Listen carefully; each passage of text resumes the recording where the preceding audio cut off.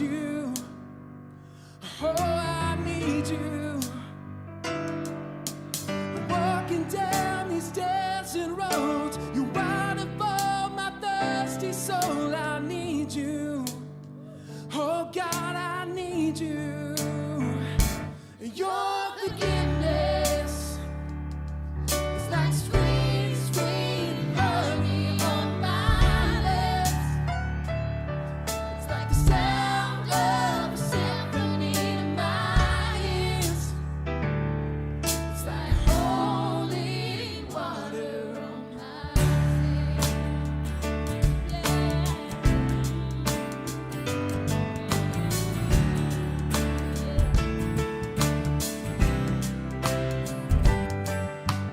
dead men walking slave to sin. I wanna know about being born again. I need you. Oh God, I need you. So take me to the riverside. Take me under baptized. I need you. Oh God, I need you. Your forgiveness is like sweet, sweet honey on my lips. It's like the sound of a symphony to my ears. It's like holy water on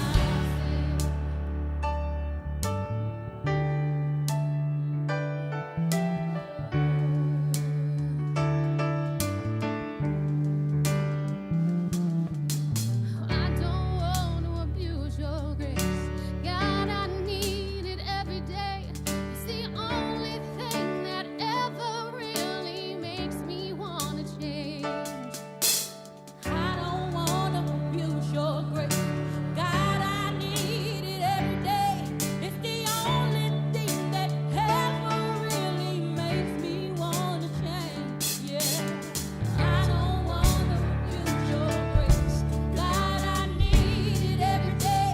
It's the only thing that ever really makes me want to change. And I don't want to abuse your grace.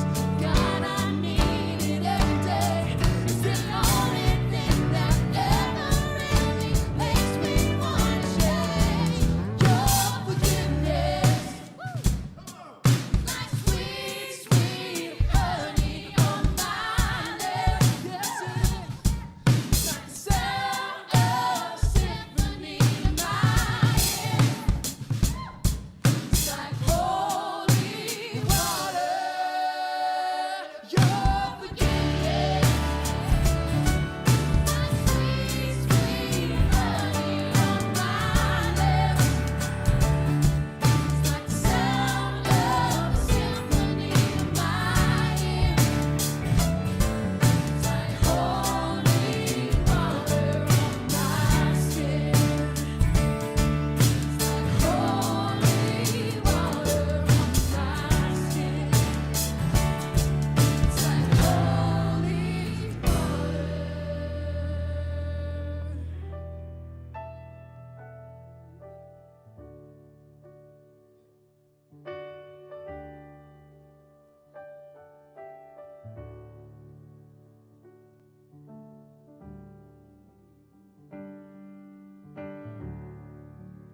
All right, this won't be in the recording, but let's go back to that bridge again.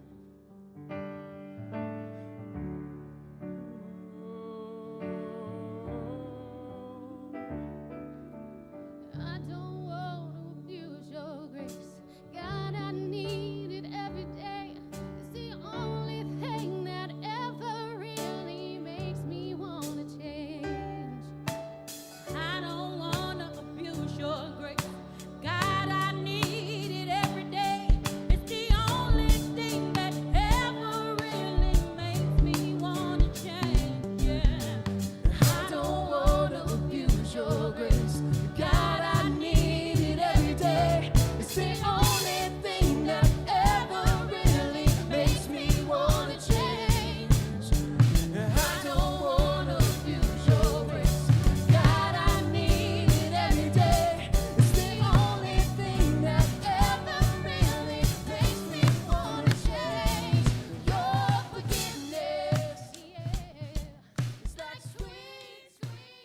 Well, good evening, Lufkin Central and Online Worship Community. Jason Hollinger, the campus and community minister here. And tonight for our evening devotional, we are going to look at Proverbs chapter 8.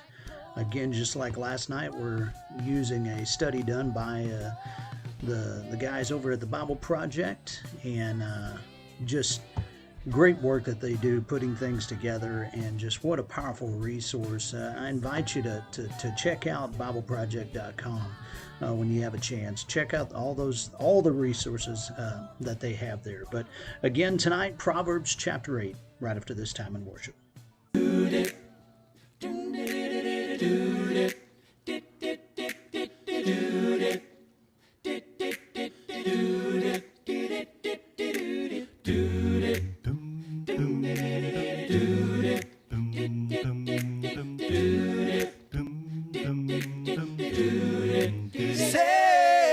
Save me from this prison. Lord, help me to get away. 'Cause only you can save me now from this misery. And I've been lost in my own place, and I'm getting weary. How far is heaven? And I know that I need to change my ways of living. How far is heaven? Lord, can you tell me? Da da da da da. 'Cause I just gotta know how far. Da da da da da da. I've been locked up way too long in this crazy world. How far is heaven? And I just keep on praying, Lord, and just keep on living. How far is heaven? Yeah, Lord, can you tell me? How far is heaven? 'Cause I just gotta know how far. Yeah. Yeah, Lord, can you tell me tu che estás en alto cielo? Échame tu bendición. 'Cause I know there's a better place than this place I'm living. How far is heaven? And I just gotta have some faith and just keep on giving. How far is heaven? Yeah, Lord, can you tell me? How far is heaven? I just gotta know how far. Yeah. How far is heaven? Yeah, Lord, can you tell me? How far is heaven? 'Cause I just gotta know how far. I just want to know how far.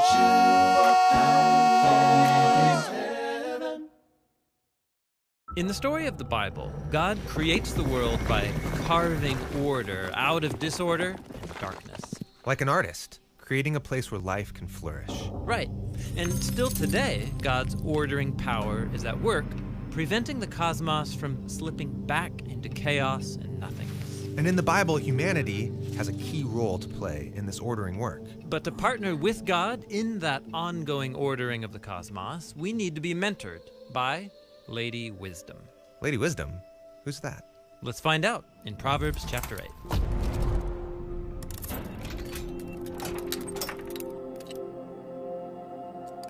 So within the Hebrew Bible, there's a scroll called Proverbs. It's about gaining wisdom. And while most of the scroll is a collection of short proverbs, it begins with 9 chapters of speeches, in which we meet a cast of symbolic characters. There's a wise fatherly king and a woman named Lady Wisdom. And they're offering divine wisdom that leads to stability and life. There's also a wicked man and a wily woman called Lady Folly. And their way of life is attractive, but it leads to disorder and death. Okay, so these speeches force you to make a choice. Whose advice will you listen to? Right, these contrasting couples are like poetic symbols of the many voices out there telling us how to be human. And in Proverbs, they're all competing for the attention of you, the reader, who's referred to throughout as my son. Got it. Now, all these speeches can be grouped into 3 main sections. And for now, we're going to focus on Proverbs chapter 8. It's a long speech from this majestic woman, Lady Wisdom. She's God's wisdom personified. And she stands at a crossroads on a tall hill, inviting you to enter into God's sacred city. Doesn't wisdom cry out and understanding raise her voice? At the road's high point, at the crossroads, she stands. Besides the gates going into the city, at the entrance, she shouts. And then Lady Wisdom begins her speech. It has 4 main parts. In the first part, Wisdom declares her value. Choose my instruction instead of silver, and knowledge rather than pure gold. For wisdom is more precious than pearls, and nothing you desire compares with her. So living by God's wisdom can lead to the most valuable things in life. Healthy relationships, moral integrity, a stable, fruitful life. You can't buy those things with money. Right. And in the third part of her speech, she repeats the same idea. Wealth and honor are with me, enduring abundance and justice. My fruit is better than pure gold, and what I offer surpasses silver. Now, let's back up to the second part of her speech, where we learn that God's wisdom is very practical. In fact, humans depend upon it every day, whether they know it or not. Through me kings reign, and rulers issue decrees that are just. Through me princes rule, and nobles, all who judge with justice. Now, that phrase, issue decrees, comes from the Hebrew word chakak. It means literally to carve or engrave. It refers to how ancient kings would carve laws of justice onto tablets. So a good leader confronts disorder and injustice by creating laws that are just. And when they do so, they're drawing on God's wisdom. Right. Wise leaders become images of God, who also creates, by his decrees, carving order out of chaos. But God's decrees aren't written on tablets. Rather, they're woven into the fabric of creation itself. In fact, that's what the final part of Lady Wisdom's speech is all about. She claims that she was there with God in the beginning. Yahweh brought me forth as the firstborn of his way, before his deeds of old. In the remote past, I was formed. From the beginning, from the earliest times of the land. Now watch, she's going to repeat that Hebrew word, chakak, to describe how God carved order into the world. When he established the skies, I was there. When he carved a horizon on the face of the deep waters.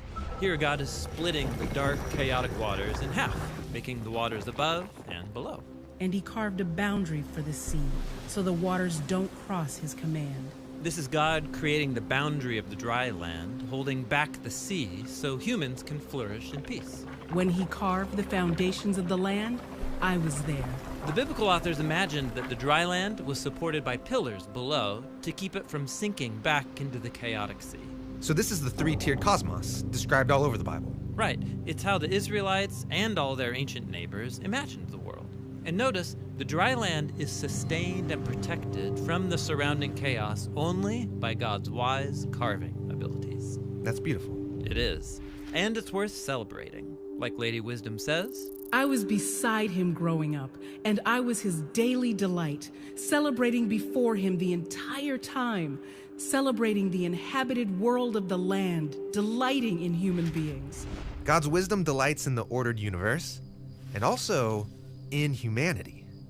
yes, because humans are the image of God, called to live by divine wisdom as they carve out their own little spots here in his world. But humans often reject God's wisdom, doing what's right in our own eyes. And in the Bible, that's how humans drag creation back into chaos and darkness.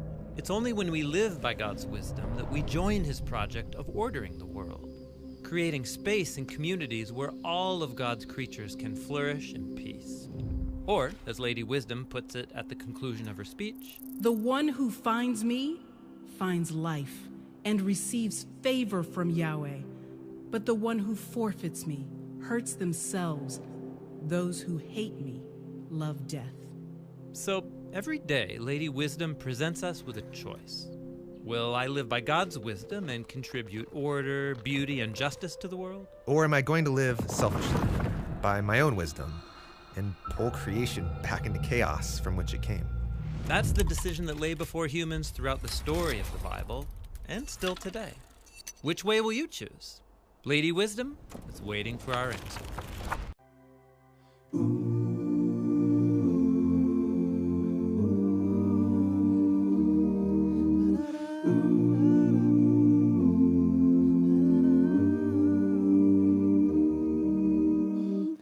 Sometimes I lay under the moon and thank God I'm breathing.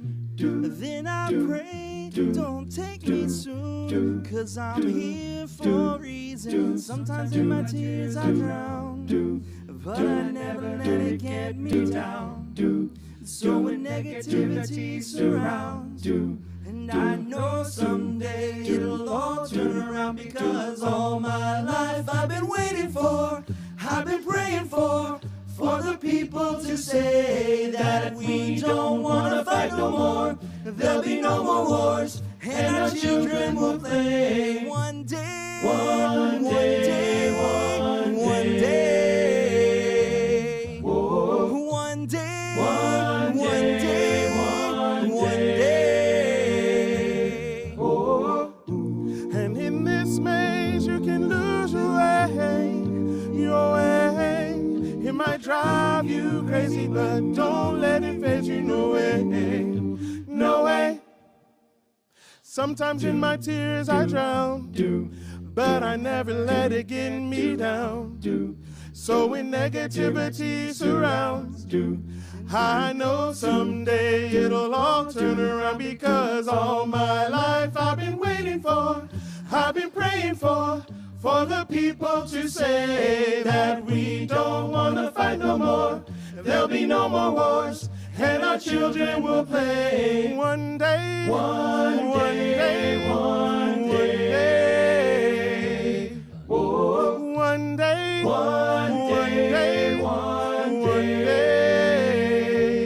One day this all will change, treat people the same, stop with the violence, down with the hate. One day we'll all be free and proud to be under the same sun, singing songs of freedom like why oh. One day, one day, oh. Why oh. One day, one day, oh. And all my life I've been waiting for, I've been praying for the people to say that we don't want to fight no more. There'll be no more wars, and our children will play. One day, one day, one day, one day, one day, one day, one day, one day, one day. One day, one day, oh.